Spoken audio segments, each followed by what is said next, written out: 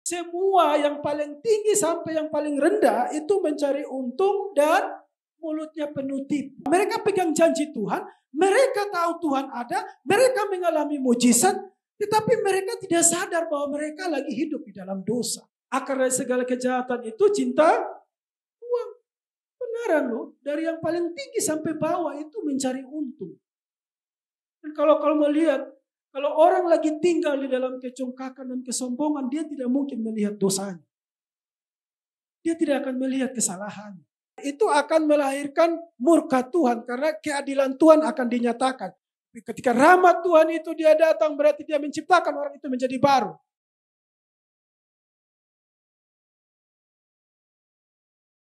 Our Father in heaven, Thank you, Lord, in the name of Jesus. help me please for today. Bless our family.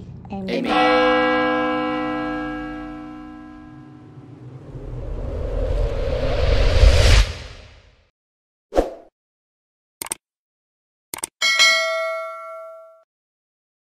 Saudara yang siap mendengarkan kebenaran firman Tuhan, mari bersama katakan amin.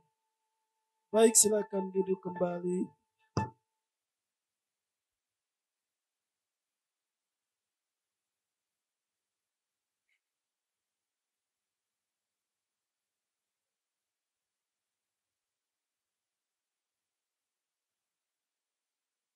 Baik, salam semua.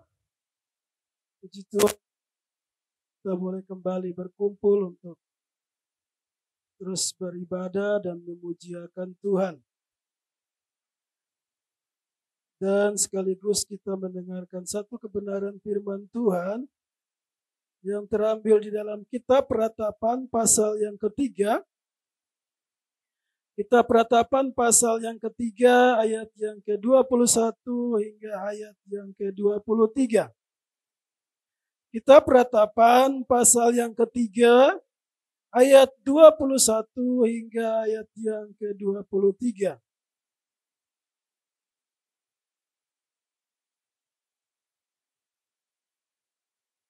Kita akan membacakannya secara bersama-sama. Peratapan pasal yang ketiga ayat yang ke-21 hingga ayat yang ke-23.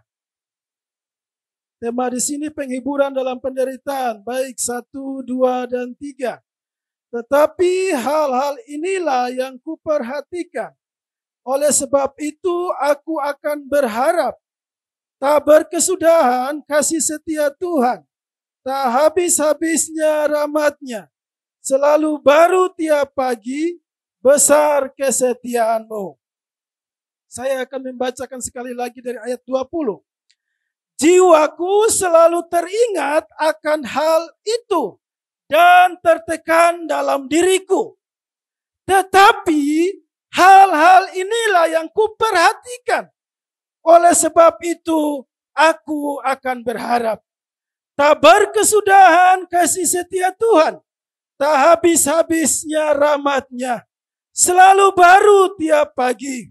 Besar kesetiaan-Mu.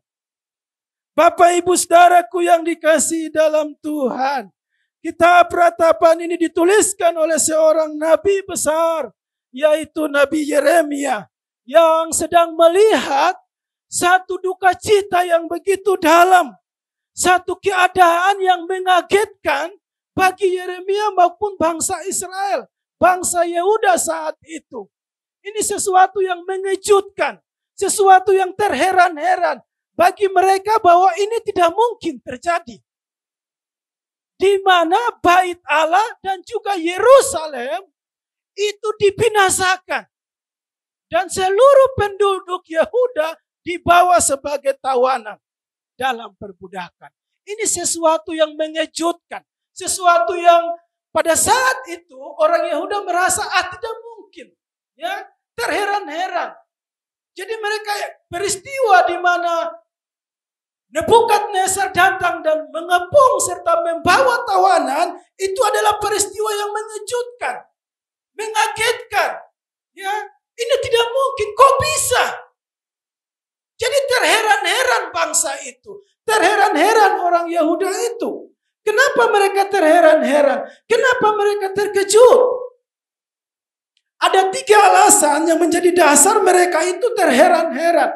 Karena sepanjang kurang lebih ya, Yeremia itu hidup di 5 raja bergantian. Yaitu kurang lebih 40 tahun. Dari raja yang pertama, kedua, ketiga, sampai raja terakhir. Dan pembuangan ada Yoyakim, dan terakhir adalah Sedekia. Nah itu semua Yeremia hidup di zaman itu. Dan dia melihat segala perbuatan yang dilakukan oleh Yehuda saat itu. Sehingga bagi dia bahwa ada hukuman, ada murka Tuhan, keadilan Tuhan yang akan turun dan membinasakan bangsa itu. Tetapi orang Yehuda dia ongkang-ongkang kaki. Dibilang gak mungkin. Sehingga timbullah yang namanya ada imam-imam palsu. Nabi-nabi palsu. Mereka bilang, damai sejahtera bagimu, tenang aja. Nggak ada apa-apa kok. Gitu. Kalian semua tenang aja. Tidak ada. Yang dibilang Yeremia, Yesaya, Yeskel itu bohong. Nggak akan ada peristiwa itu. Tawanan. Nah kenapa mereka punya keyakinan ini? Kenapa mereka begitu yakin bahwa tidak mungkin Yerusalem itu dibinasakan. Tidak mungkin bait Allah itu dibinasakan. Sehingga waktu Yeremia datang dan bersuara menubuatkan suara pertobatan. Ini beda dengan Yunus. Yunus datang suarakan pertobatan langsung Niniwe puasa bertobat. Tetapi Yehuda tidak, saudara. Dia bilang itu bohong itu. Tidak mungkin katanya. Kenapa? Nah, ada 3 alasan. Alasan yang pertama saya ingin bagikan ya. Kita lihat dulu di 2 Raja-Raja 24. Di mana ya negeri itu dikepung. Apa saja yang ditawan di situ. 2 Raja-Raja 24 ayat 11 sampai 16. 2 Raja-Raja pasal yang ke-24 ayat 11 hingga ayat yang ke-16. Juga Nebukadnezar Raja Babel datang menyerang kota itu. Sedang orang-orangnya mengepungnya. Lalu keluarlah Yoyakin Raja Yehuda mendapatkan Raja Babel. Ia sendiri, ibunya, pegawai-pegawainya, para pembesarnya, dan pegawai-pegawai istananya. Raja Babel menangkap dia pada tahun yang ke-8 dari pemerintahannya. Mengeluarkan dari sana segala barang perbendaharaan rumah Tuhan dan barang-barang perbendaharaan istana raja. Juga dikeratnya emas dari segala perkakas emas yang dibuat oleh Salomo, Raja Israel. Di bait Tuhan seperti yang telah difirmankan Tuhan. Ia mengangkut seluruh penduduk Yerusalem ke dalam pembuangan. Semua panglima dan semua pahlawan yang gagah perkasa. 10.000 orang tawanan. Juga semua tukang dan pandai besi. Tidak ada yang ditinggalkan kecuali orang-orang lemah dari rakyat negeri. Ia mengangkut Yoyakin ke dalam pembuangan ke Babel. Juga ibunda raja, istri-istri raja, pegawai-pegawai istananya, dan orang-orang berkuasa. Di negeri itu dibawanya sebagai orang buangan dari Yerusalem ke Babel. Semua orang yang gagah perkasa, 7.000 orang banyaknya. Para tukang dan para pandai besi, 1.000 orang banyaknya. Sekalian pahlawan yang sanggup berperang dibawa oleh Raja Babel sebagai orang buangan ke Babel. Saudara bisa membayangkan ya, ini situasi duka yang begitu berat. Ya, jadi ini situasi di mana kegentaran, kengerian, ketakutan itu melanda akan Yehuda. Jadi mereka merasa, saudara bisa bayangkanlah kalau namanya jadi tawanan. Itu dirantai, diinjak, ngejek segala macam. Benaran nggak kalau tawanan? Tawanan kira-kira di mana? Di ulus-ulus gitu ya. Mari, gitu. Permisi, aku bawa kamu ya, gitu. Kagak ada gitu, saudara. Tawanan berarti disiksa. Tawanan berarti diperlakukan tidak adil. Tawanan berarti dilakukan semena-mena. Raja, istri-istri raja, semua dalam istana. Bahkan yang orang anggap sebagai terhormat. Nah ini, mau dari kaum paling tinggi sampai rendah. Orang bilang, ya, mau yang terpandang sampai awam. Semuanya dibawa. Saudara bisa, ini duka cita yang besar. Jadi Yeremia menaikkan ratapan, dia melihat konteks ini. Dia memperhatikan keadaan ini. Kenapa Yerusalem? Kenapa engkau Yerusalem? Engkau yang sudah saya serukan untuk insaf supaya bertobat. Tetapi tidak juga. Akhirnya datanglah ini. Nah ini dia meratapi. Dia meratapi. Saudara, kemarin saya dengar itu. Yang tukang bawa peti COVID itu pun demo. Tukang bawa peti COVID ke kuburan itu pun demo. Ya. Kenapa mereka demo? Karena dituduh sebagai pungli. Pungutan liar yang gotong ke kuburan itu. Petugas khusus. Itu sekarang demo. Karena dituduh bahwa mereka pungutan liar.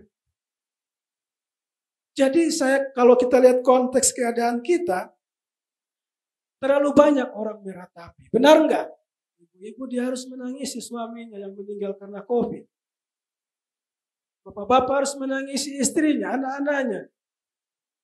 Tapi kengerian yang terjadi di sini, ini kengerian yang kenapa Yeremia menangisi? Karena sudah banyak yang mati, yang bangkit untuk melawan Nebukadnezar, dia mati oleh pedang. Ada yang mati karena kelaparan. Di dalam Yerusalem itu, di dalam Bait Allah, kelaparan saudara. Ibu-ibu itu memasak anak kandungnya untuk dimakan. Itu terjadi karena kelaparan. Lalu penyakit sampar itu mengikuti orang-orang yang lari keluar, yang selamat pergi ke gua-gua. Kemana? Ini betul-betul ngeri. Saudara bayangkan kalau sampai ibu-ibu memasak anak di dalam Yerusalem dan memakan karena kelaparan. Kenapa? Negeri itu dikepung oleh Nebukadnezar. Mau tidak mau kalian mau keluar serahkan diri enggak? Serahkan diri hidup. Melawan mati. Atau mau tinggal di situ mati juga. Mau lari mati juga. Ini sangat ngeri saudara. Ya. Yang hanya satu pilihan. Jadi tawanan dan mengikuti Nebukadnezar. Ini sesuatu konteks keadaannya sangat ngeri. Nah, kenapa orang Yehuda bersikeras? Tidak mungkinlah Tuhan membinasakan kotanya. Tidak mungkinlah. Kenapa? Mereka satu pegang perjanjian Tuhan kepada Raja Daud. Apa perjanjian itu, saudara? Ya, kerajaanmu tidak akan lenyap. Artinya tidak akan berkesudahan. Waktu itu Tuhan bilang kepada Raja Daud bahwa kerajaanmu itu tidak akan lenyap, akan tetap selama-lamanya. Kita lihat ya. 2 Samuel 7 terutama ayat 16. 2 Samuel 7.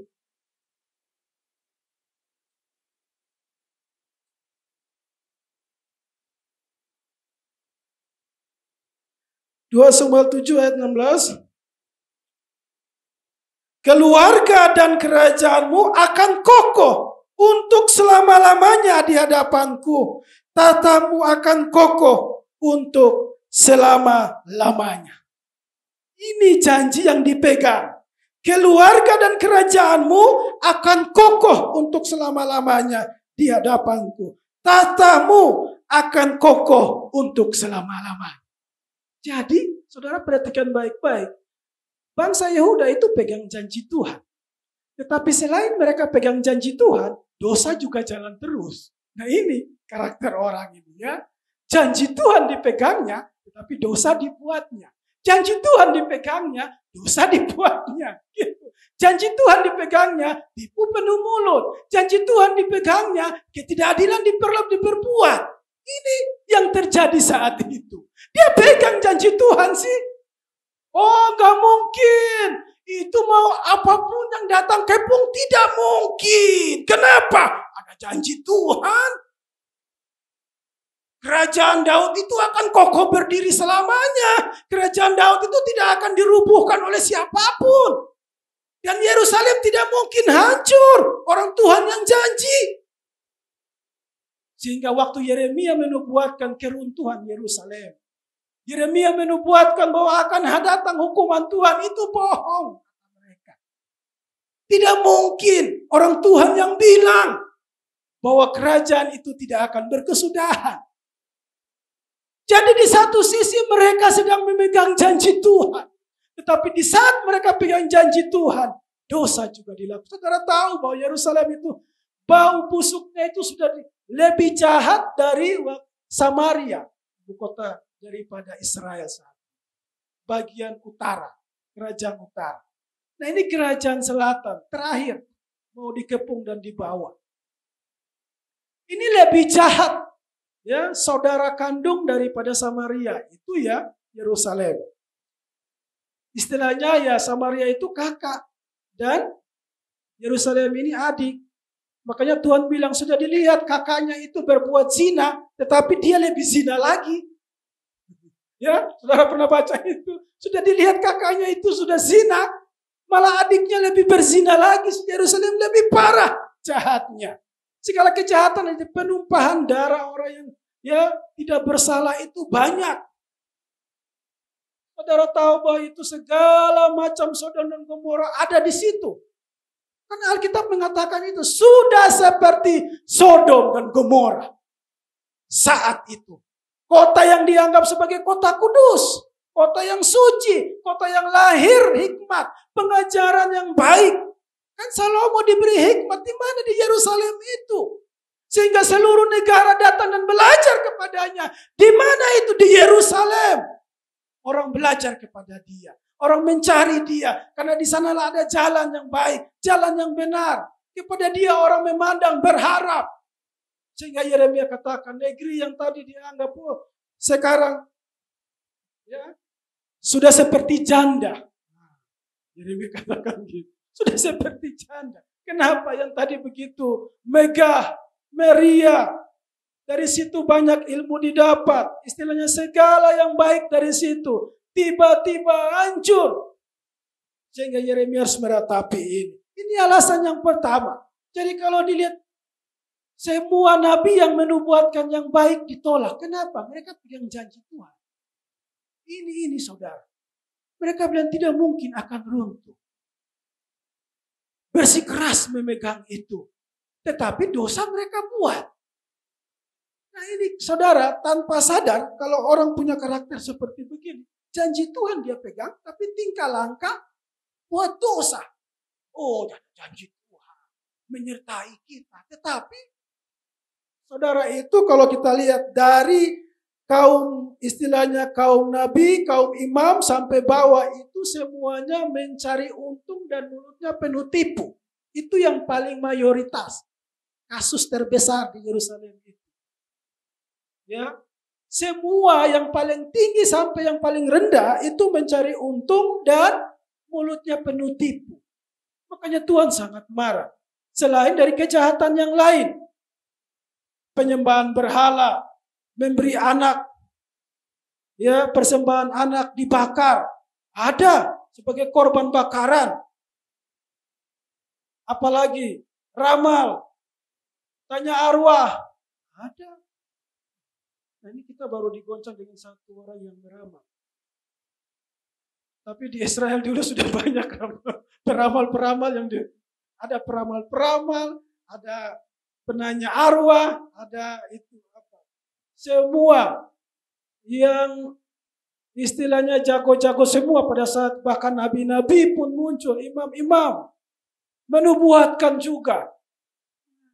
Mereka bilang Yeremia lah yang nabi palsu. Nah, mereka yang palsu. Karena mereka menubuatkan damai sejahtera bagimu. Enjoy aja makan pisang goreng gitu. Minum kopi tenang aja gitu. Padahal Nabi Tuhan bilang hukuman Tuhan sedang datang. Mereka enjoy. Alasan kedua saudara. Nah itu alasan yang pertama. Alasan yang kedua. Ya.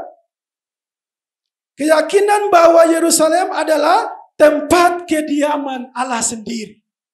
Nah, jadi mereka punya keyakinan bahwa di Yerusalem itu Allah tinggal. Ketika Salomo mentapiskan bait Allah, maka turunlah awan kemuliaan. Benar enggak? Sehingga tidak ada satupun yang sanggup berdiri. Semuanya itu tunduk. Ya, sujud. Sebagai tanda bahwa Allah hadir di Yerusalem di baitnya itu. Nah kenapa? Karena Daud itu sudah membawa tabut perjanjian itu ke dalam bait Allah di sana. Sehingga Allah hadir di sana. Jadi tadinya kan di rumah Obed-Edom. Lalu dibawa oleh Raja Daud. Masuk ke Yerusalem ke bait Allah. Disitulah Tuhan sudah hadir dengan kemahakuasaannya. Mereka yakin bahwa tabut Tuhan ada di sana. Dan Tuhan hadir di sana. Tidak mungkin Yerusalem itu binasa. Tidak mungkin bait Allah itu dirusakkan. Kenapa? Tuhan lagi hadir.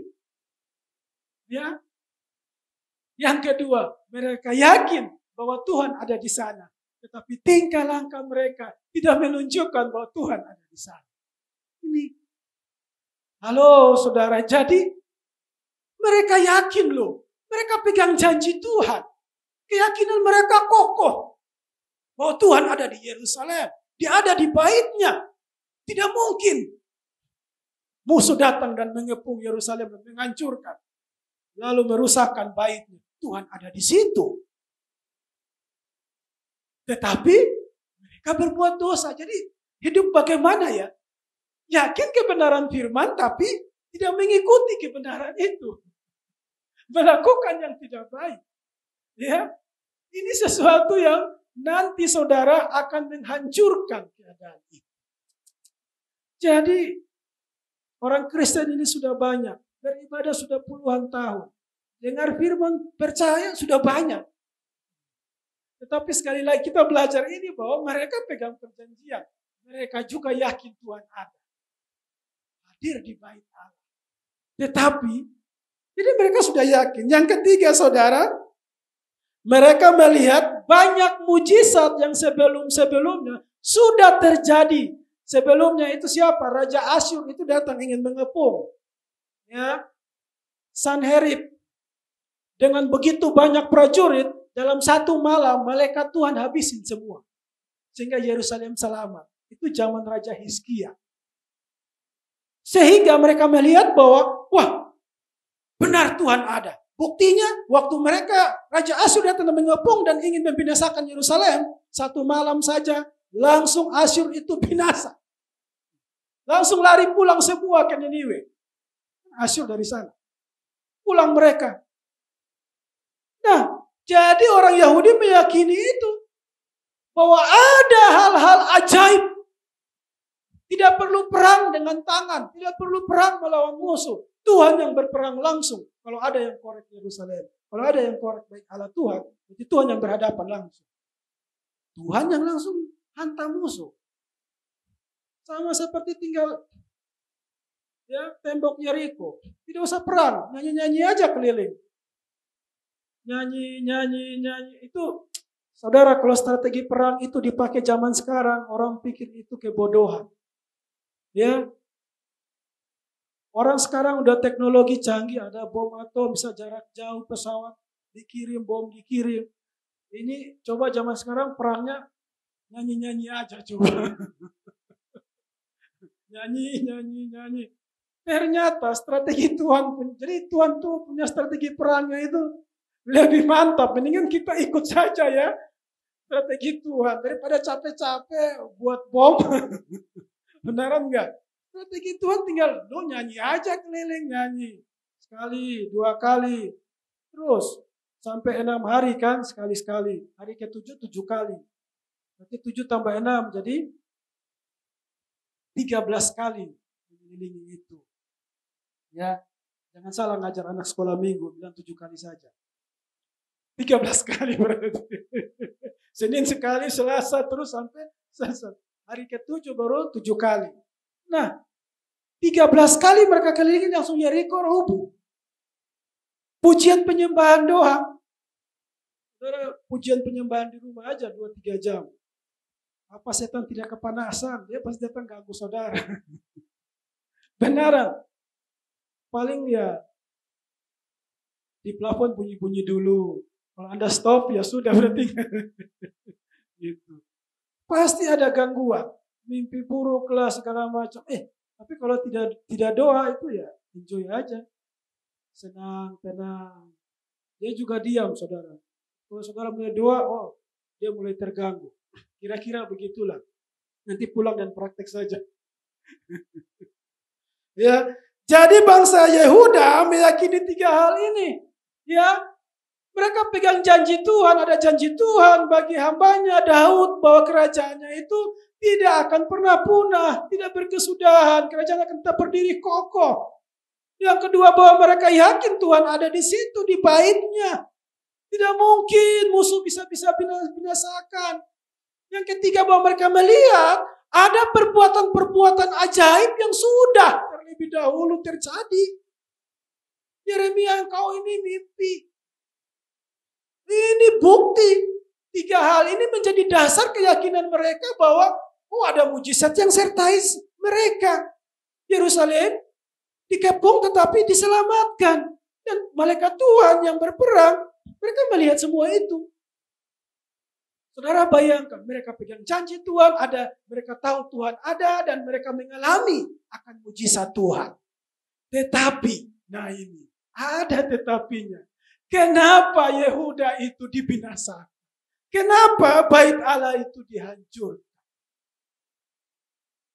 Ya, saudara, kadang kita melihat, tangan Tuhan menyertai, ada mujizat.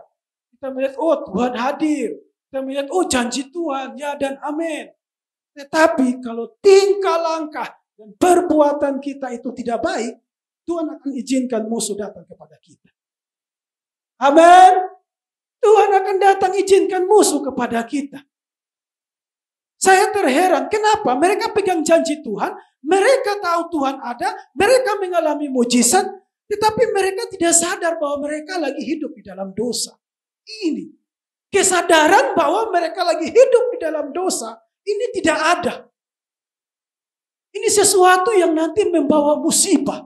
Sadar bahwa mereka lagi hidup di dalam dosa.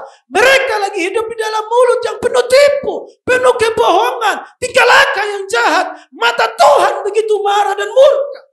Tapi mereka tetap pegang firman. Saya orang benar. Kenapa mujizat mengikuti saya? Tuhan hadir. Perjanjian Tuhan bahwa saya akan kokoh. Nah, ini yang mereka pegang. Tetapi mereka tidak melihat bahwa perbuatan mereka sedang jahat di mata Tuhan. Ini yang menjatuhkan. Nah, saudara, kenapa bangsa ini matanya tidak melihat perbuatan mereka yang lagi jahat itu? Kalau kita baca, kenapa mata mereka tertutup? Tidak melihat bahwa yang mereka lagi buat itu jahat. Ya. Akar dari segala kejahatan itu cinta uang. Benaran loh, dari yang paling tinggi sampai bawah itu mencari untung. Dan kalau melihat, kalau orang lagi tinggal di dalam kecongkakan dan kesombongan, dia tidak mungkin melihat dosanya. Dia tidak akan melihat kesalahannya. Itu yang menutupi, saudara. Kalau orang lagi tinggi hati, makanya Allah sangat tidak suka dengan orang yang congkak. Kenapa? Waktu orang sombong dan dia menjadi congkak, itu menutupi matanya sehingga dia tidak melihat bahwa perbuatan-perbuatannya itu sedang noda di hadapan Tuhan. Sedang tidak baik di kaki Tuhan. Sedang jahat di mata Tuhan. Jadi, saya yakin bahwa bangsa Yehuda saat itu lagi sok. Tinggi hati, merasa bahwa apa yang dibilang Yeremia, kau anak kecil baru lahir, datang mau nubuatin. Nih di kami juga ada nabi kok. Nabi mereka kan menubuatkan. Tenang saja, damai sejahtera bagimu. Damai sejahtera. Dia tidak memperingati atas dosa yang terjadi. Sedangkan Yeremia kan menubuatkan, menyampaikan segala kejahatan yang lagi dibuat oleh bangsa itu. Sekarang bagaimana saudara? Saudara mau lebih baik saya sadar. Roh Kudus membuat sehingga kita sadar, insaf, dan melihat pelanggaran dan dosa dan kita merendahkan hati. Saya yakin itu lebih baik. Amin. Daripada kita memegang satu keyakinan. Ini tidak akan roboh. Ini firman. Allah ada. Mujizatnya menyertai. Tetapi kita tidak sadar bahwa kita sedang hidup di dalam dosa. Ini yang terjadi loh. Ya, ini yang terjadi. Ini yang membuat Yeremia ratap. Jadi dia meratapi itu bukan karena Uang tidak ada di dompet, saudara. Jadi dia ratapi saudara. Dia bukan meratapi karena bangsa ini sedang tidak tahu mana tangan kanan, mana tangan kiri. Dan akibatnya akan fatal, akan ada hukuman Tuhan yang turun dalam hidupnya. Karena itu kalau Tuhan melihat satu pribadi, satu orang yang percaya kepada Yesus. Dan dia melihat orang ini belum sadar-sadar juga akan kesalahan. Disitulah Tuhan rindu supaya orang itu sadar. Amin. Disitulah Tuhan ingin supaya orang itu menjadi sadar akan kenapa? Ketika dia menjadi sadar, maka keselamatan turun baginya. Pertobatan, dia sadar dia bertobat, maka keselamatan, kasih karunia, belas kasihan itu turun baginya. Saudara tahu kalau belas kasihan itu sudah turun, dia selamat, terjadi kelepasan, pemulihan, pembebasan. Amin. Tetapi bangsa itu tidak sadar, dia tidak insaf.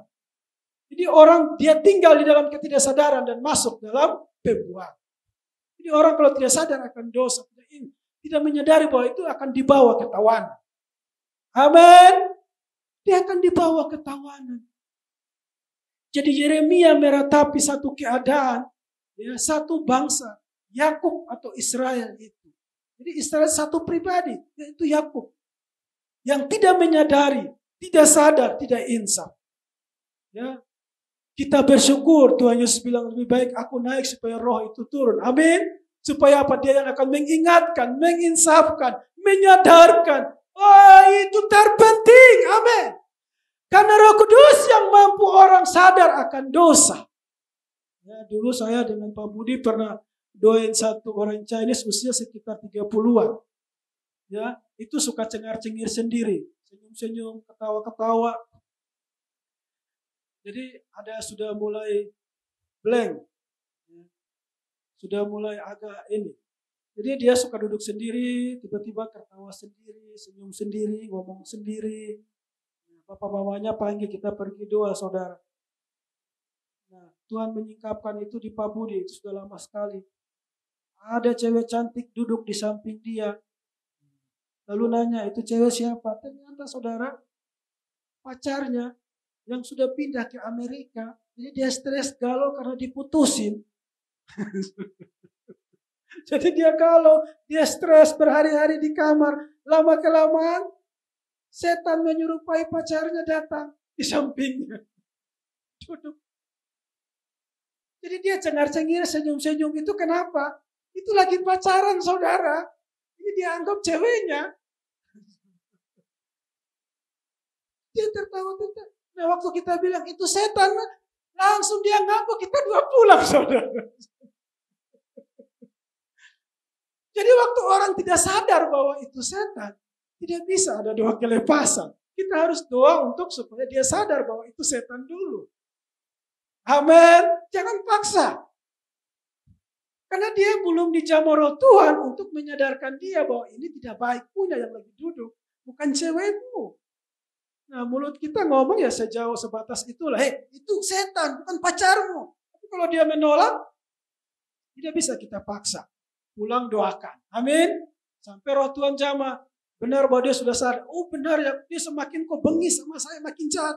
Tadinya manis-manis, sekarang sudah pahit-pahit. Nah, ini itu baru waktunya itu kita pergi.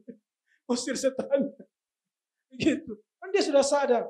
Jadi memang pelepasan butuh dari kesadaran orang-orang yang dilayani itu. Kalau dia belum sadar, repot. Dia tidak bisa sebentar lagi doa terus. Pelepasan jalan terus. Karena dia belum mengerti kebenaran firman. Karena firman itu yang nanti memerdekakan orang. Jadi kalau orang mengerti firman, firman menyadarkan dia, kita doa pelepasan, selesai gitu. Dia tidak datang-datang lagi. Dia sudah makin maju. Puji Tuhan. Ya, jadi dia mengerti dulu. Baru hari apa saya ada layani seseorang. Dari Parapat, kampungnya. Kampungnya dari Parapat. Jadi saya sendiri. Nah saya lagi main gitar nyembah. Baru 15 menit. Dia sudah. Tapi handphonenya bunyi terus. Dia tidak kasih mati. Jadi berisik. Saya konsentrasi mulai terganggu. Tapi dia sudah. Aduh Tuhan Yesus. Ini kalau dia manifestasi. Dia tendang saya repot. Nah saya sendiri. Lagi serius. Akhirnya saya matiin gitar. Ini Om Yakub juga tidak ada. Aduh, saya panggil si Lai datang. Sama-sama doa saudara. Si Lai di depan. Jadi, lalu habis itu dia bilang begini. Pak, ini saya baru alamin seperti ini. Kenapa Pak? Ini 2 bau saya tadi. Ada yang tekan saya turun Pak. Sampai sakit. Lalu jari-jari saya itu sudah seperti tangan. Besar semua. Aduh. Ini dari mana punya lagi nih. Tapi arahnya memang dari Danau Toba punya itu. Waduh. Saya bilang nantilah. Kapan-kapan lagi kita doa. Kalau ini kalau saya nyembah terus dia kesurupan. Saya bagaimana mau tangani? Saya hajar dengan gitar boleh. Jadi tapi pemahaman akan firman nol saudara. Suruh cari ini kitab ini ya Ratapan 5 ayat 7. Bapak-bapak kami berbuat dosa mereka tak ada lagi dan kami yang menolong. Dia cari sampai setengah tidak bisa. Ya sudah saya yang kasih. Ini ratapan di mana? Jangan-jangan ratapan ke pasar kan? Jadi dia cari nggak dapat. Gereja Kristen Protestan Indonesia. Aduh, saya bilang, butuh kebenaran firman dicekokin dulu banyak-banyak. Dia mengerti. Oh ini pengertiannya baru kita. Kalau enggak. Jadi saya bilang pulang saja dulu nanti kita cari waktu supaya doa lagi. Entah doa di rumah. Karena kasusnya itu anaknya sudah mau berapa tahun ini tidak bisa bicara. Belum bisa bicara. Anaknya itu. Nah, jadi kalau orang belum sadar akan dosa, belum insaf, sudah pasti nanti dia ada di tawanan saudara. Karena dia lagi buat dosa dan dia tidak sadar. Sehingga dia akan dibawa ke tawanan. Memang orang ini ditawan. Ya, itu kan setan yang ngikut dia yang duduk di sini. Gitu. Karena saya punya pengalaman sebelumnya juga doain seorang ibu kan. Yang lari ke Papua 3 tahun tidak pulang. Itu saudara, saya bilang ibu ada yang ikut ibu. Itu kuntilanak saudara. Jadi ibu itu bilang, iya Pak, dia sering duduk di sini. Dia juga bilang, iya Pak, memang duduk di sini. Waduh, suaminya kaget. Anak sudah 4. Suaminya baru tahu, coba. Aduh. Kadang, ya, COVID juga melanda. Setan juga kerja keras, saudara. Setan juga kerja keras. Ya, ini padahal, jadi kalau saudara melihat, tapi yang kunci di sini saya ingin saya sampaikan bahwa Yeremia itu bukan meratapi karena kesulitan hidup. Yeremia itu bukan meratapi karena ya tekanan-tekanan yang terjadi. Bukan. Tetapi Yeremia meratapi karena bangsa ini tidak sadar bahwa mereka sedang hidup dalam dosa. Ini yang dia ratapi di kaki Tuhan. Tuhan buat mereka sadar. Sebab kalau kesadaran itu kunci utama. Supaya apa? Mereka diselamatkan. Ya. Jadi yang kuperhatikan, ini kata kuncinya. Ya. Yeremia tidak mau memperhatikan lagi segala apapun yang sedang terjadi dalam kehidupan bangsa itu. Tetapi yang dia mau perhatikan, apa itu saudara yang dia mau perhatikannya? Ya, ayat 20, tetapi hal-hal inilah yang kuperhatikan. Oleh sebab itu, aku akan berharap. Jadi Yeremia tidak mau perhatikan lagi segala penyiksaan kah, ada manusia yang makan anaknya kah, ada pedang, ada kematian kah, ada penyakit sampar kah, bait Allah dihancurkan, Yerusalem dihancurkan, yang membawa duka yang besar di hati bangsa itu, di hati nabi-nabi. Saudara tahu pada waktu zaman Nabi Elia yang anaknya itu, yang tabut Allah itu dirampas oleh orang Filistin. Saudara tahu itu Elia, Imam Eli itu yang anaknya 2 orang itu ikut juga itu. Kan anaknya mati, orang datang beritahu bahwa anaknya mati. Ketika orang datang beritahu anaknya mati itu dia nggak kaget. Tetapi ketika orang beritahu bahwa tabut Tuhan diambil, langsung jatuh batang lehernya. Jatuh dan mati. Begitu penting dan berharganya itu tabut Tuhan itu. Sehingga anak mati pun didengarnya dia tidak terlalu begitu respon. Tetapi dia dengar bahwa tabut Tuhan dicuri orang-orang Filistin. Dia jatuh. Langsung mati.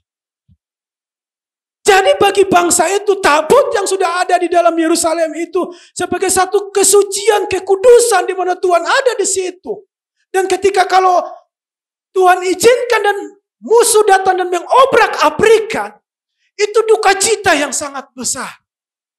Ada ratapan yang begitu besar. Karena kehadiran Tuhan itu sudah hilang. Tabut Tuhan itu. Jadi sampai mempertaruhkan nyawa hidup. Jadi anggapan bahwa itu lebih penting dari segalanya. Sehingga waktu dihancurkan, nah, Yeremia sudah tidak mau memfokuskan untuk memperhatikan itu lagi. Sebab kalau dia perhatikan di situ, itu nanti hatinya menjadi sakit. Ya, jiwaku selalu dapat teringat akan hal itu dan tertekan dalam diriku. Tertekan dia. Tertekan kalau dia mengingat semua itu. Tertekan. Dia sudah berseru, tidak bertobat. Akhirnya musuh datang hancurkan bait Allah Yerusalem. Tertekan dia, tertekan. Tetapi dia tidak mau melihat ke situ lagi. Sebab kalau dia meratapi dan menangis dan memperhatikan hal itu terus, maka pasti dia akan sakit. Dia tertekan. Sehingga dia bilang begini, udah saya tidak akan melihat ke situ lagi. Ya. Tetapi hal-hal inilah yang kuperhatikan. Oleh sebab itu aku akan berharap tak berkesudahan kasih setia Tuhan.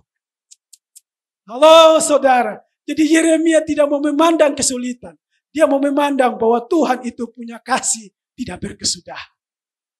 Ini iman, keyakinan dia. Bahwa dia melihat engkau Israel, engkau Yehuda. Yang sudah hancur atas karena dosamu. Yang sudah dibinasakan karena dosamu. Engkau sudah dibuang ke pembuangan. Saya tidak mau lihat itu lagi. Saya mau melihat bahwa kasih Tuhan itu akan turun bagi hidupmu. Ini yang Yeremia pandang. Dia tidak mau memperhatikan lagi segala dosa, tingkah langkah, perbuatan. Sebab kalau dia lihat ke situ, dia tertekan.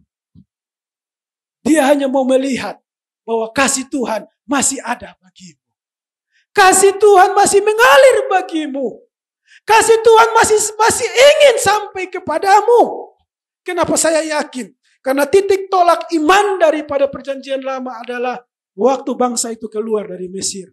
Kalau kita kan iman kepada Yesus Kristus pada saat itu sebelum Yesus jadi manusia, Tuhan menjadi manusia. Maka titik tolak utama iman bangsa Israel itu adalah peristiwa Paskah. Peristiwa pembebasan bangsa Israel dari Mesir. Disitulah mereka punya iman. Mereka ke situ. Sehingga saya yakin Yeremia melihat bahwa 400 tahun bangsa Israel diperbudak. Tetapi kasih setia Tuhan masih ada. Turun dan membebaskan bangsa itu. Dengan mujizat yang begitu hebat. Segala peristiwa mujizat Tuhan buat supaya bangsa itu keluar. Ini yang menjadi dasar. Ini yang diperhatikan oleh Yeremia. Bahwa di tengah-tengah penghukuman ada kasih Tuhan yang besar. Yang turun menyertai. Ada mujizat yang mengikuti ketika Tuhan setelah menghukum itu. Ini yang hebat. Inilah yang diperhatikan oleh Yeremia. Dia melihat bahwa, hei engkau Yehuda, engkau yang sudah dibuang pembuangan, jangan engkau sakit hati. Jangan engkau menyesali diri. Jangan engkau merasa duka yang terlalu dalam seperti Yudas dan gantung diri. Tetapi harus seperti Petrus. Dia duka cita. Dia ratap dan dia menangis karena telah menipu Yesus. Tetapi dia datang dan mendapat kesembuhan. Beda dengan Yudas. Dia juga meratapi. Menangis, sadar. Sehingga dia pergi buang uang 30 keping perak itu kembali. Tetapi dia gantung diri. Dia tidak datang di Tuhan Yesus. Tetapi Petrus dia sadar. Jadi Yeremia menyuarakan ini. Dia melihat. Bahwa engkau Yehuda, sekalipun engkau sudah masuk di dalam penghukuman. Tetapi Yeremia melihat, masih ada kasih Tuhan. Kasih itu tidak berkesudahan. Wow, kalau kasih itu tidak berkesudahan, itu tidak putus-putusnya. Tidak ada ujungnya. Karena tak berkesudahan. terus selamanya. Itulah kasih yang tak berkesudahan. Kenapa dia melihat dari ribuan tahun sebelum? Oh, kasih Tuhan bagi Israel 400 tahun ditawan di Mesir. Tetapi masih ada kasih Tuhan. Ia turun dengan tangan yang kokoh, yang kuat. Dan membebaskan umat. Dengan begitu banyak mujizat yang menyertai. Begitu hebatnya. Kasih Tuhan masih ada saat itu. Peristiwa apa lagi? Peristiwa Nuh. Yang ditimbulkan hati manusia adalah jahat semata. Sehingga hukuman datang. Tetapi kasih karunia ada bagi Nuh. Yeremia melihat ini. Di tengah hukuman yang besar. Ada kasih karunia Tuhan. Ada kasih setia Tuhan. Saudara perhatikan. Jangankan itu. Manusia pertama. Dia sudah buat dosa. Saudara tahu. Hukuman sudah dijalankan. Tetapi Tuhan buat apa? Dia membuat pakaian dari kain binatang. Kulit binatang. Untuk kasih pakai. Tuhan itu mendesainer pertama, saudara. Mau belajar supaya desain baju, belajar sama Tuhan. Desain. Belajar sama Tuhan. Pertama kali Tuhan jadi desainer ya. Dia yang desain loh. Baju dan celananya manusia. Adam dan Hawa loh dibuatnya. Jadi ada kasih Tuhan. Ada hukuman. Tetapi kasih Tuhan datang. Inilah yang menjadi suara ratapan daripada Yeremia. Dia bilang masih ada kasih Tuhan. Kenapa? Di dalam kasih Tuhan itu ada pengampunan. Di dalam kasih Tuhan itu ada belas kasihan. Di dalam kasih Tuhan ada kemurahan. Ada pemulihan. Ada kesembuhan, kelepasan, pembebasan. Itu kasih Tuhan. Jadi Yeremia melihat, engkau bangsa Yehuda, Tuhan pasti turun dan membebaskanmu. Tuhan pasti memulihkanmu. Tuhan pasti memerdekakanmu dari perbudakan.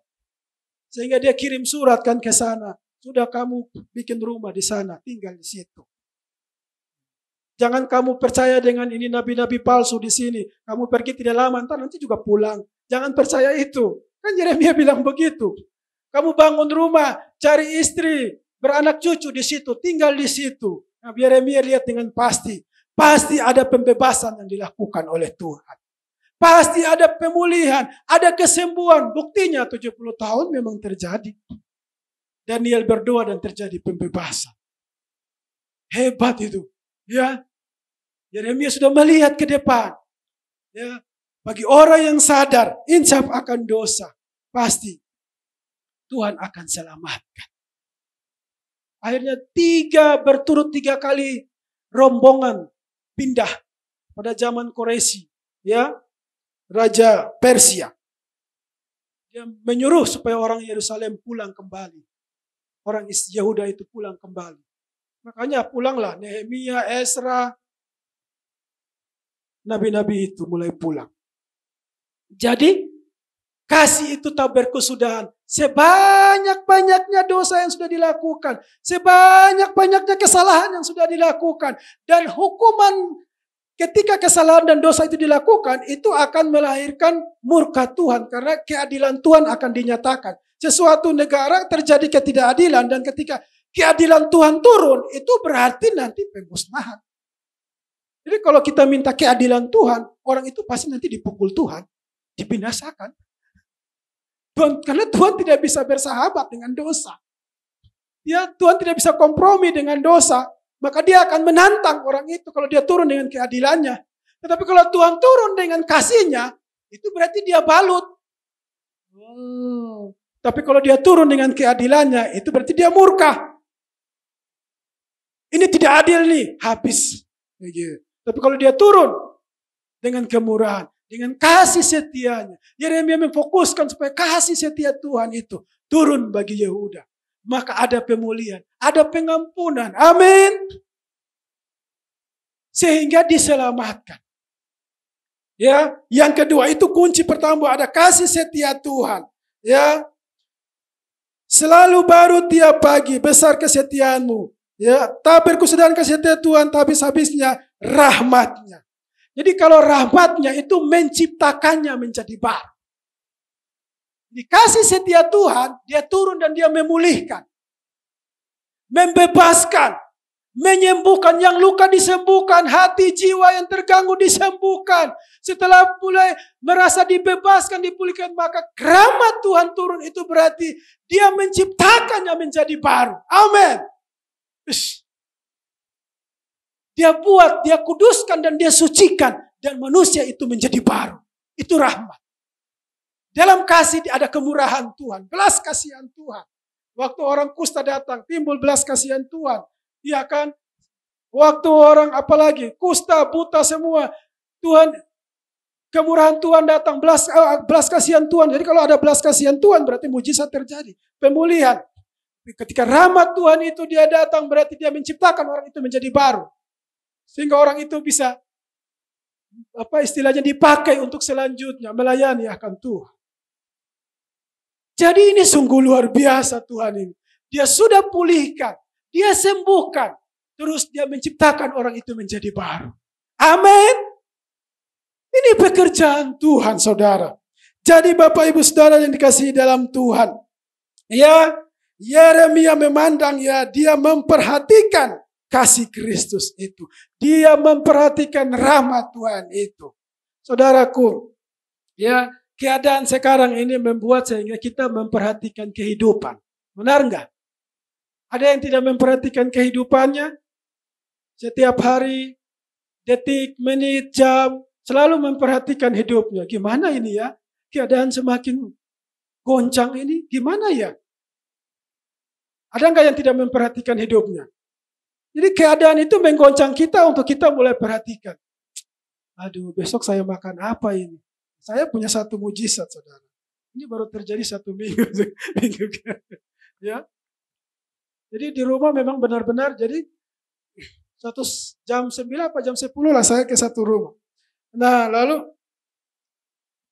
saya dengarlah cerita, ibu ini berdoa pagi. Lalu diingatkan Tuhan, Yakobus, beri katanya. Kaget saya saudara, sampai Tuhan bisa buat kayak gitu ya. Jadi pulang saya, aduh Tuhan, Engkau sampai berbuat demikian, itu sangat luar biasa. Sepanjang jalan saya pulang itu saya nangis. Benaran saudara, Tuhan sampai menyentuh hati orang, sampai bilang, Yakobus, beri katanya. Jadi saya, aduh, ya ada, saya mau yang seperti begitu. Memang itu maunya saya. Saya mau sampai, jadi saya pulang saya mulai berpikir, oh, mendapatkan cara Tuhan bekerja, itu sukacitanya beda dengan mendapat jawaban. Halo, mendapatkan Tuhan bekerja, melihat cara Tuhan bekerja untuk memulihkan, untuk memberi jalan keluar. Jadi cara Tuhan dia bekerja, kita dapat dan rasakan itu lebih hebat dari jawaban itu. Ngerti nggak saudara? Oh saudara, pokoknya kalau lihat cara Tuhan bekerja dan kita rasakan itu sukacitanya mantap saudara. Itu bikin semangat gairah hidup tambah naik. Ya, jadi kalau sudah sukacita begitu, kita yakinlah kalau sukacita pastilah imun tubuh bertambah. Amin. Sudah pasti imun tubuh bertambah. Jadi akhir-akhir ini Tuhan juga bekerja supaya imun tubuh kita bertambah. Lewat apa? Mujizat-mujizat yang tidak pernah kita pikir, yang tidak pernah lahir di hati, yang tidak pernah kebayang, yang tidak pernah saya tidak pernah bayang kok sampai bisa begitu, nggak pernah.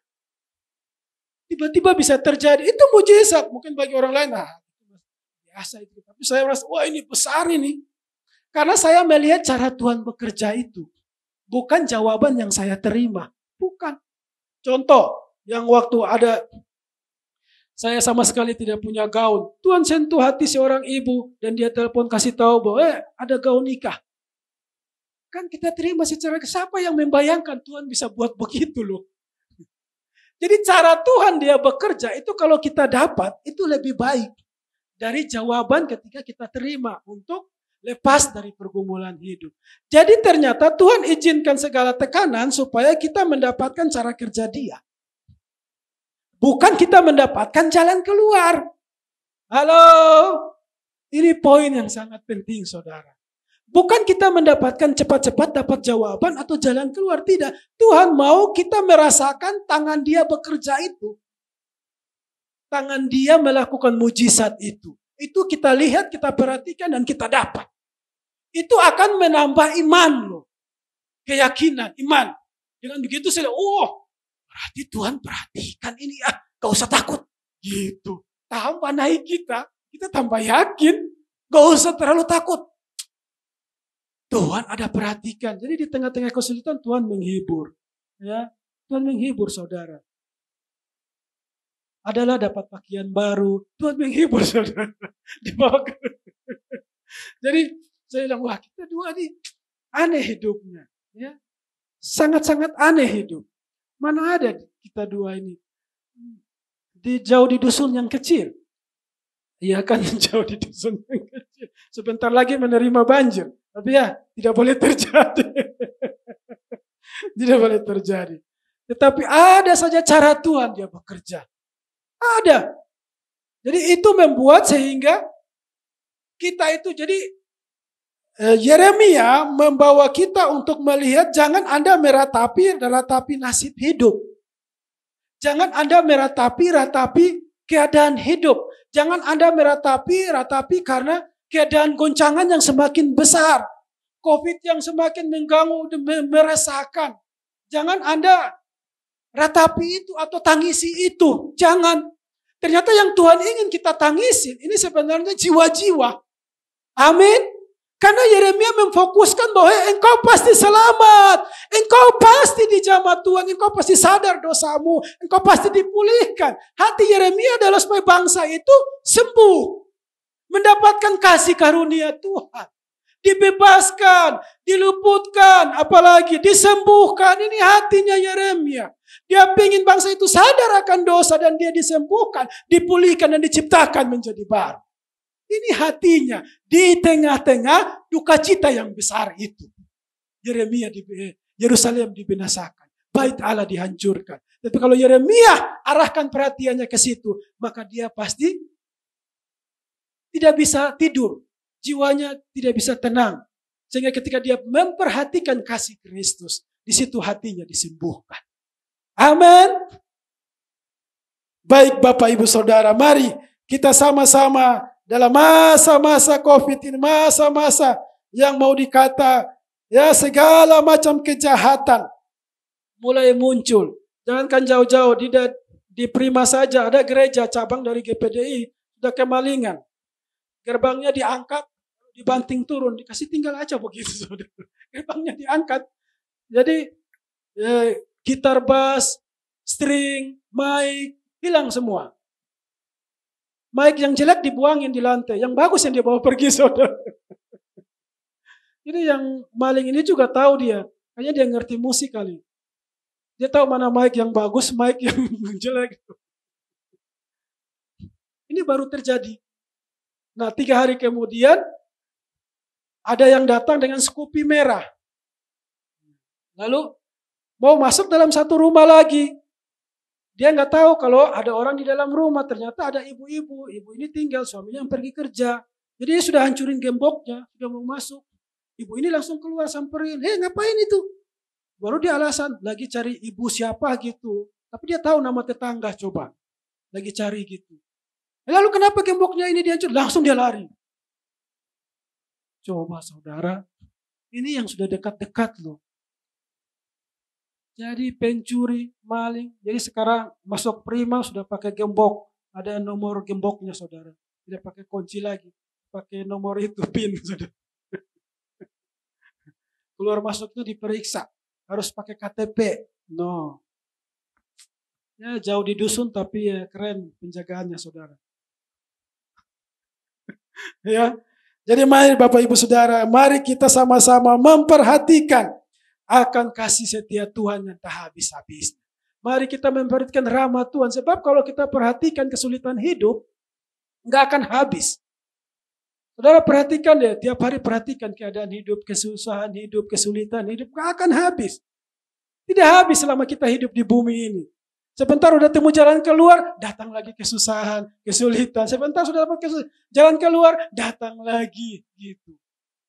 Jadi apakah yang harus kita perhatikan? Jangan perhatikan itu. Alkitab mengajarkan, perhatikan kasih setia Tuhan. Perhatikan itu rahmatnya itu. bahwa kasih setia Tuhan tak berkesudahan. Baik, itu kebenaran firman Tuhan untuk kita. Mari kita tundukkan kepala dan kita berdoa. Haleluya.